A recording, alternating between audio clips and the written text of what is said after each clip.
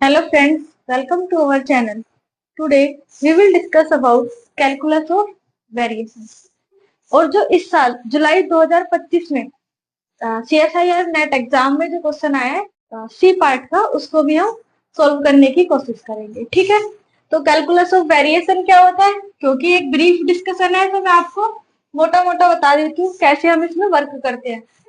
तो सबसे पहले कैलकुलस ऑफ वेरिएशन में हम क्या पढ़ते हैं, बेसिकली जब हम बीएससी में हमने पढ़ा था तो फाइनाइट इक्वेशन में मैक्सिमम और मिनिमम पॉइंट्स हमें निकालने होते थे। ऐसे ही कैलकुलस ऑफ वेरिएशन में हमें क्या करना है, किसी प्लेन पे अगर हमें दो पॉइंट्स गिवन है, उन दोनों पॉइंट्स को पास करने वाले कुछ कर्व्स अगर हमें गिवन है, तो हमें ये फाइंड करना है कि वो कौन सा कर्व होगा जो इन दोनों पॉइंट से पास होता होगा और शॉर्टेस्ट डिस्टेंस अटेन करता होगा।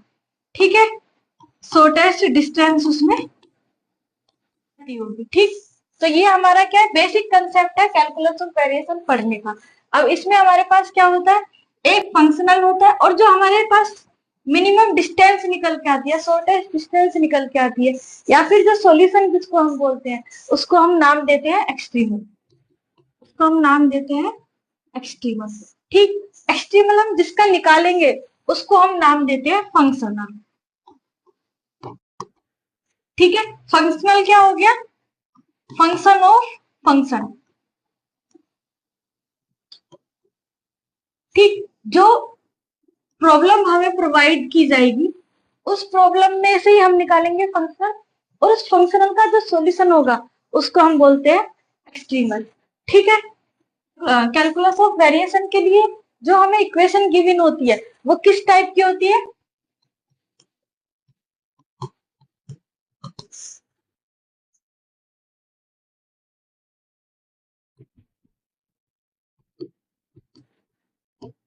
ठीक है, मैंने क्या बताया था, फंक्शनल क्या होता है, फंक्शंस ऑफ फंक्शन।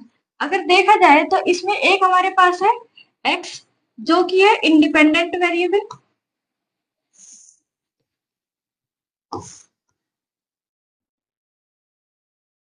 और वाई है,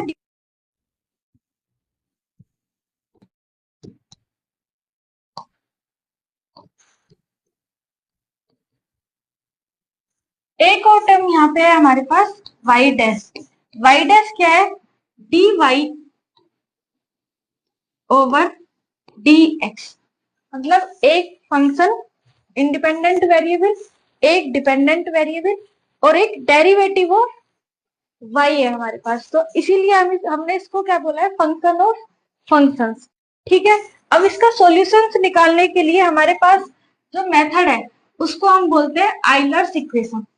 ठीक, एक ब्रीफ डिस्कशन ये चल रहा है इसलिए बहुत ज्यादा है, मैं नहीं बता रही हूँ, सिर्फ शॉर्ट में सिर्फ मैं बता रही हूँ। तो नेसेसरी कंडीशन क्या है, एक्सट्रीमल को फाइंड करने के लिए del F upon del Y minus D upon D X del F upon del Y dash is equal to 0।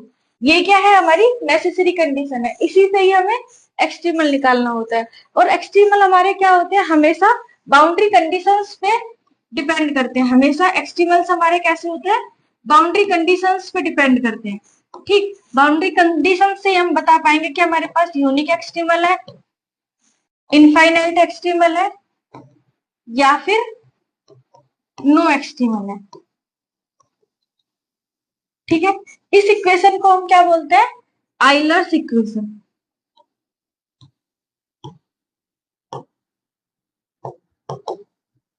ठीक, एफ हमें कहां से मिलेगा, जो हमारा इंटीग्रल पार्ट होगा उसको हम, जिसको हम फंक्शनल हमने नाम दिया है, वो एफ वाई एक्स और वाई डैश हमें पता ही है, ये सारे क्या है, हमारे फंक्शनल के पार्ट्स हैं।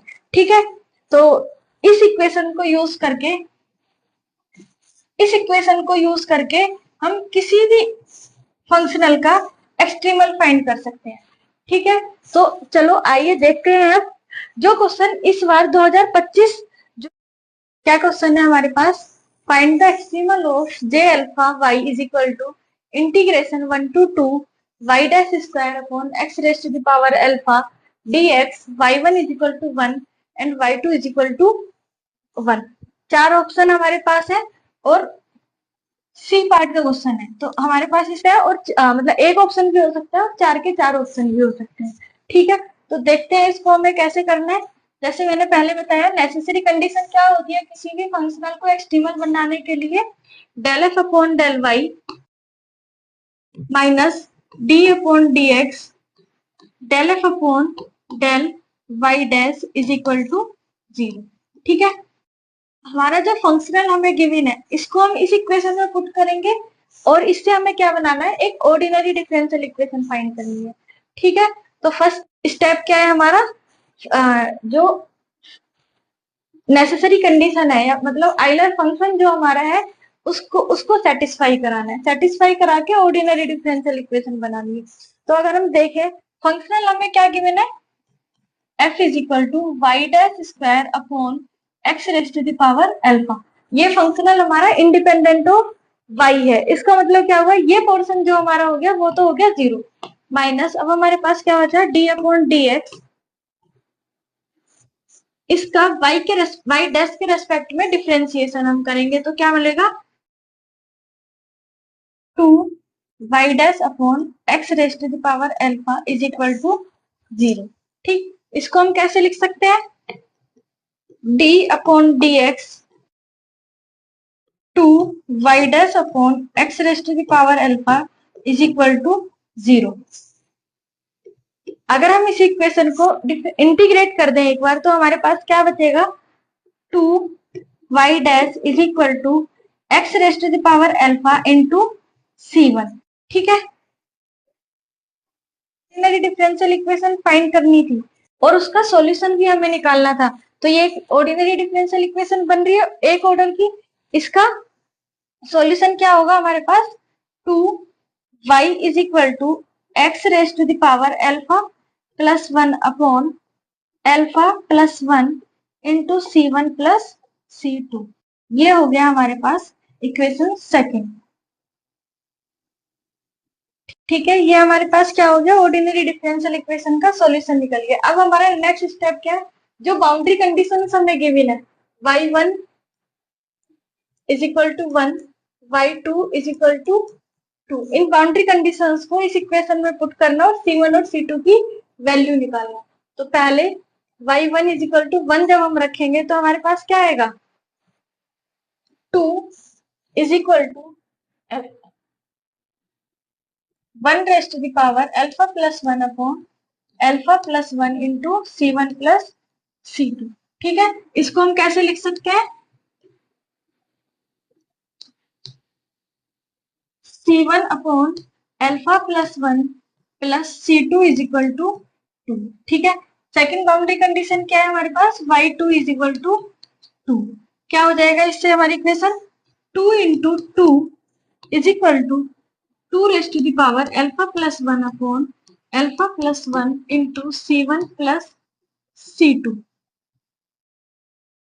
ठीक, इसको हम कैसे लिख सकते हैं, 2 raise to the power alpha plus 1 upon alpha plus 1 into C1 plus C2 is equal to 4। ये हो गई हमारी इक्वेशन 3 और ये हो गई इक्वेशन 4। अब हमारे पास दो इक्वेशन है, 3 एंड 4। इन दोनों इक्वेशन की हेल्प से हमें क्या करना है, C1 और C2 की वैल्यू फाइंड करनी है। तो हम सिंपल क्या करें, इसमें इक्वेशन 4 माइनस इक्वेशन 3 अप्लाई कर दें।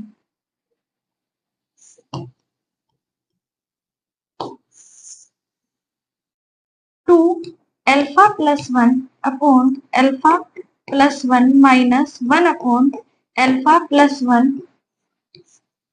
C1 is equal to 4 minus 2।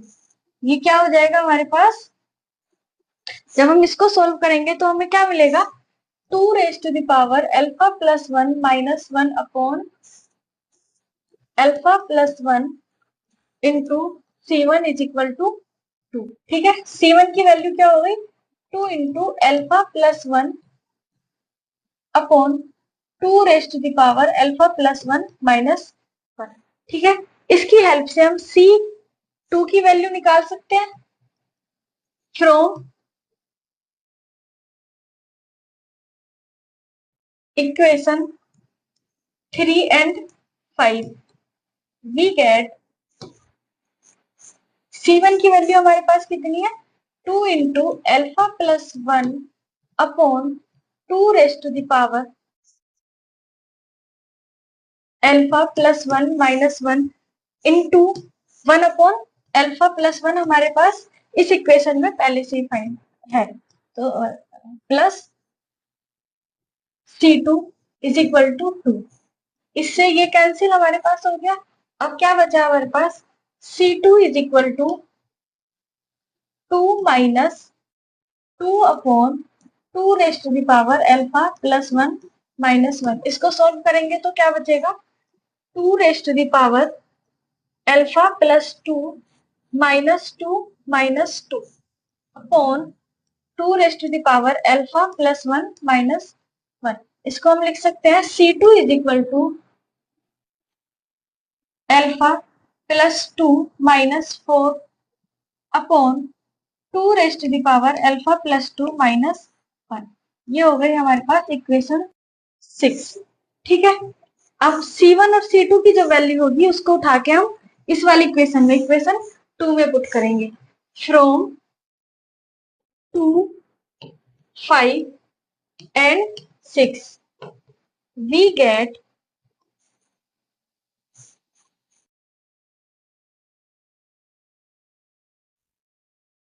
we get 2y is equal to x alpha plus 1 upon alpha plus 1 into C1 की वैल्यू हमारे पास कितनी है 2 into alpha plus 1 upon 2 into alpha plus 1 minus 1 plus C2 की value हमारे पास क्या है 2 raised to the power alpha plus 2 minus 4 upon 2 alpha plus 1 minus 1।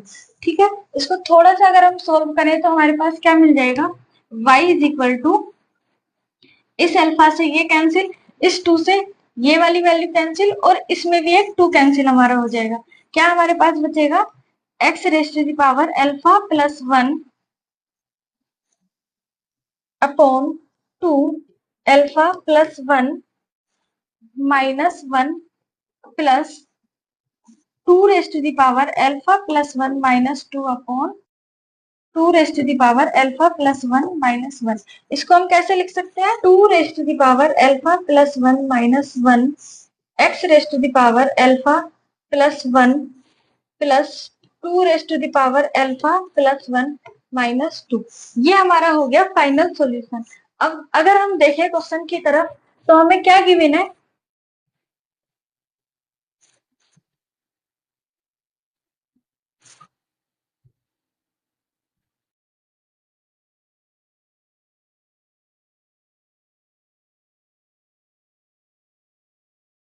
y की वैल्यू हमारी कितनी हो गई x raised to the power alpha plus 1 plus 2 raised to the power alpha plus 1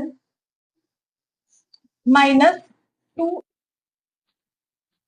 2 raised to the power alpha plus 1 minus 1। अब option हमारे पास क्या है फर्स्ट ऑप्शन है J3।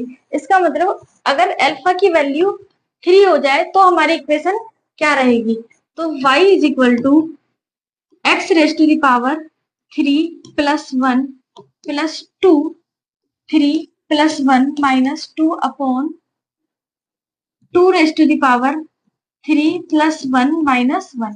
इसका मतलब क्या हुआ x raised to the power 4 plus 2 raised to the power 4 minus 2 upon 2 raised to the power 4 minus 1।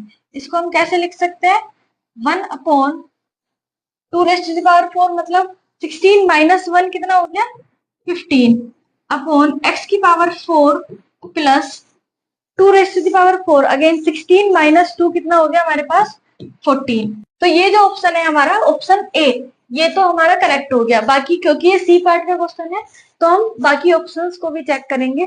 अगर अल्फा की वैल्यू कितनी हो 0 हो जाए तो क्या होगा हमारा solution y is equal to x raised to the power 0 plus 1 plus 2 raised to the power 0 plus 1 minus 2 upon 2 raise to the power 0 plus 1 minus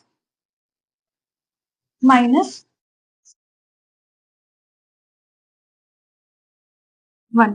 कितना हो जाएगा ये? x raise to the power 1,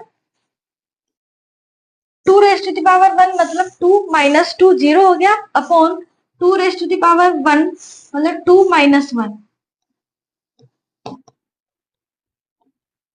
कितना हमारे पास आया? y is equal to x. इसका मतलब ये जो इक्वेशन है हमारा ऑप्शन सी बी, ये भी हमारा करेक्ट होगा। अब थर्ड ऑप्शन क्या है? अगर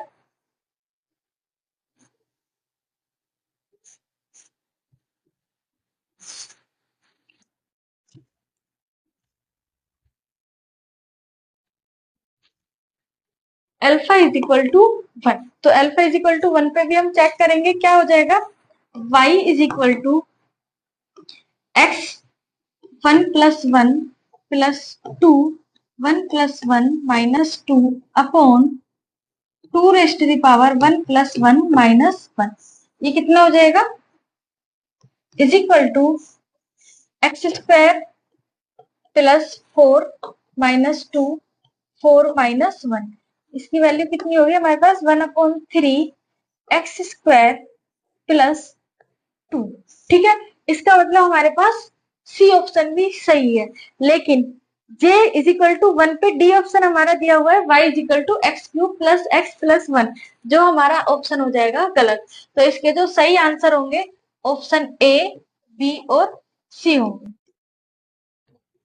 ओके, अगर आप चाहते हैं कि मैं कैलकुलस ऑफ वेरिएशन की पूरी सीरीज लेके आऊं, जो भी एस्पिरेंट हमारे इस साल एग्जाम में दिसंबर 2025 वाले एग्जाम में बैठना चाहते हैं CSIR नेट में, तो वो मेरे चैनल को सब्सक्राइब करें